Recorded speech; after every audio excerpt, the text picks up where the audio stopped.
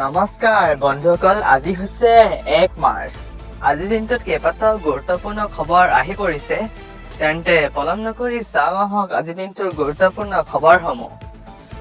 বন্ধুসকল, প্ৰথমটো breaking news হৈছে বিৰোধী বৈঠকত হোৱা অৰ্থন্তৰক লৈ অখিলগগৈৰ প্ৰতিক্ৰিয়া।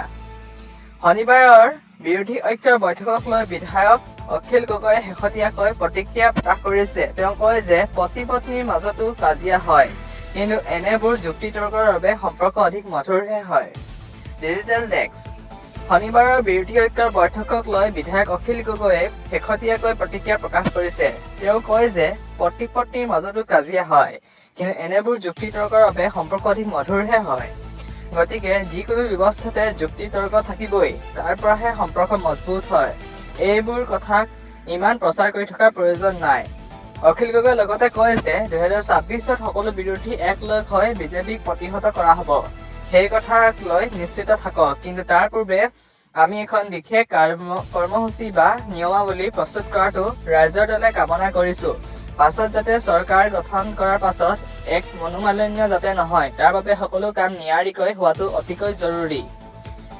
বিজেপিক কটাক্ষ কৰি অখিল গগৈয়ে কয় যে বিজেপিৰ ভিতৰতো তীব্ৰ কন্দল অব্যাহত আছে, কিন্তু এই কথাবোৰ সংবাদ মাধ্যমে প্ৰচাৰ নকৰে। হিমন্ত বিশ্ব শৰ্মা লবি আৰু সভাপতি লবিৰ মাজত কি চলি আছে সেয়া আমি সকলোৱে জানো। গতিকে এই যুক্তি তৰ্কবোৰ সকলোতে থাকেই। শিৱসাগৰৰ বিধায়কগৰাকীয়ে লগতে আগন্তুক সময়ত বিজেপিক প্ৰতিহত কৰিবলৈ সকলো ফালৰ পৰা ৰাইজৰ দলে সহযোগিতা কৰিব বুলি আশ্বাস প্ৰদান কৰে। তেওঁ লগতে কয়, কংগ্ৰেছেও এই ক্ষেত্ৰত এৰা ধৰাৰ মনোভাৱেৰে আগবাঢ়িব লাগে। বন্ধুসকল, দ্বিতীয়টো ব্ৰেকিং নিউজ হৈছে কাৰ নেতৃত্বত বিহাৰ নিৰ্বাচনত প্ৰতিদ্বন্দ্বিতা কৰিব NDA। আগন্তুক বিহাৰ বিধানসভা নিৰ্বাচনত সমগ্ৰ NDA একত্ৰিত হৈ নীতিশ কুমাৰ ডাঙৰীয়াৰ নেতৃত্বত দৃঢ়তাৰে যুঁজ দিব। বিহাৰৰ সকলো আসন NDA দখল কৰিব। Digital desk. বিহাৰত বিধানসভা নিৰ্বাচন সন্দৰ্ভত ৰাজনৈতিক কাৰ্যকলাপ তীব্ৰতৰ হৈ উঠিছে। চলিত বৰ্ষৰ ছেপ্টেম্বৰ-অক্টোবৰ মাহত ৰাজ্যত অনুষ্ঠিত হ'ব বিধানসভা নিৰ্বাচন, যাৰ বাবে প্ৰস্তুতিত ব্যস্ত সকলো ৰাজনৈতিক দল আৰু মিত্ৰজোঁট। বৰ্তমান বিহাৰত BJP, JDU, LJP, Jitan Ram মাঞ্ঝিৰ খাম আৰু RLSPৰে গঠিত NDA চৰকাৰ, যাক নেতৃত্ব দি আছে JDU নেতা নীতিশ কুমাৰে। দীৰ্ঘদিন ধৰি ৰাজ্যৰ বাকজৰী দখল কৰি আহিছে নীতিশ কুমাৰে। কিন্তু এতিয়া প্ৰশ্ন উত্থাপন হৈছে যে পৰৱৰ্তী নিৰ্বাচনত NDAৰ নেতৃত্ব কোনে ল'ব। এই সন্দৰ্ভত আলোচনাত মিলিত হৈছে দলীয় নেতৃত্বসকল। আনহাতে 2020 চনৰ বিহাৰ বিধানসভা নিৰ্বাচনত নীতিশ কুমাৰে এয়া তেওঁৰ অন্তিম নিৰ্বাচন বুলি ঘোষণা কৰিছিল। 2020ৰ বিধানসভা নিৰ্বাচনী প্ৰচাৰৰ অন্তিম পৰ্যায়ৰ সময়ত পূৰ্ণিয়াত অনুষ্ঠিত এক সমাৱেশৰ সময়ত আৱেগিক হৈ পৰাৰ সময়তে এই ঘোষণা কৰিছিল নীতিশ কুমাৰে। সম্প্ৰতি ৰাজ্যখনে পৰৱৰ্তী নিৰ্বাচনৰ বাবে প্ৰস্তুতি চলাইছে। প্ৰাপ্ত তথ্য অনুসৰি নীতিশ কুমাৰৰ পক্ষৰ বহু নেতাই তেওঁক পুনৰ নিৰ্বাচন খেলিবলৈ আহ্বান জনাইছে। বিগত কিছুদিন ধৰি সক্ৰিয় হৈ থকা নীতিশৰ পুত্ৰ নিশান্তেও মুকলিকৈ এই আহ্বানৰ সমৰ্থন জনাইছে। ইফালে শনিবাৰে হাজিপুৰত উপস্থিত হোৱা লোক জনশক্তি পাৰ্টীৰ ৰাষ্ট্ৰীয় সভাপতি তথা কেন্দ্ৰীয় মন্ত্ৰী চিৰাগ পাছোৱানে স্পষ্টভাৱে কয় যে আগন্তুক বিহাৰ বিধানসভা নিৰ্বাচনত সমগ্ৰ NDA একত্ৰিত হৈ নীতিশ কুমাৰ ডাঙৰীয়াৰ নেতৃত্বত দৃঢ়তাৰে যুঁজ দিব। তেওঁৰ নিৰ্দেশনাত নিৰ্বাচন অনুষ্ঠিত হ'ব আৰু বিহাৰৰ সকলো আসন NDA দখল কৰিব।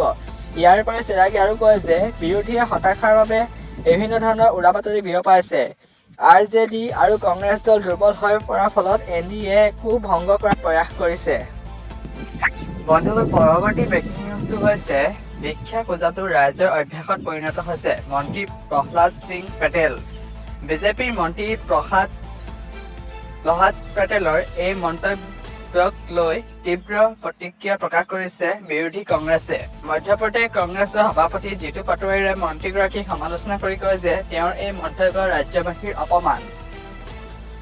Digital desk. মধ্যপ্ৰদেশ পঞ্চায়ত আৰু গ্ৰামোন্নয়ন মন্ত্ৰী প্ৰহ্লাদ পেটেলৰ এক বক্তব্যই ৰাজনৈতিক আন্দোলনৰ সৃষ্টি কৰিছে।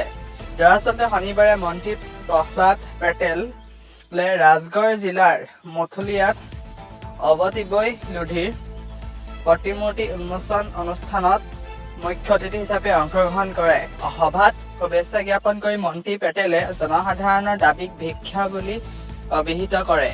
তেওঁ কয়, আজিকালি চৰকাৰৰ পৰা ভিক্ষা খোজাটো ৰাইজে অভ্যাসত পৰিণত কৰিছে। নেতা অহাৰ লগে লগে ৰাইজে দাবী সম্বলনৰ টোপোলাসমূহ তেওঁলোকলৈ আগবঢ়াই দিয়ে।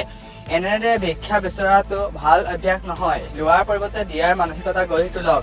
মই আপোনালোকক প্ৰতিশ্ৰুতি দিছো, আপুনি সুখী হ'ব আৰু এখন সংস্কৃতিবান সমাজ গঢ়ি তুলিব। ভিক্ষাৰীক উৎসাহিত কৰাটো সমাজখনক শক্তিশালী কৰা নহয়, দুৰ্বল কৰাহে বুজায়। প্ৰহ্লাদ পেটেলৰ এই বক্তব্যক লৈ তীব্ৰ প্ৰতিক্ৰিয়া প্ৰকাশ কৰিছে বিৰোধী কংগ্ৰেছে।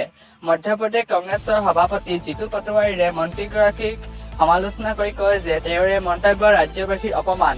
বিজেপি অহংকাৰে এনে এটা স্তৰ পাইছেগৈ যে এতিয়া তেওঁলোকে জনসাধাৰণক ভিক্ষাৰী বুলি ক'বলৈ আৰম্ভ কৰিছে। লগতে তেওঁ খুব উজাৰি কয় যে পেটেলৰ এই মন্তব্য অসুবিধাৰ সন্মুখীন হোৱা ৰাইজৰ আশা আৰু চকুলোৰ অপমান। নিৰ্বাচনৰ পূৰ্বে মিছা প্ৰতিশ্ৰুতি দি আৰু তাৰ পাছত সেইবোৰ পূৰণ কৰিবলৈ অস্বীকাৰ কৰে। যেতিয়া জনসাধাৰণে সোঁৱৰাই দিয়ে তেতিয়া তেওঁলোকে নিৰ্লজ্জভাৱে ভিক্ষাৰী বুলি কয়। এইবাৰ ৰাইজে মনত ৰখা উচিত, অতি শীঘ্ৰে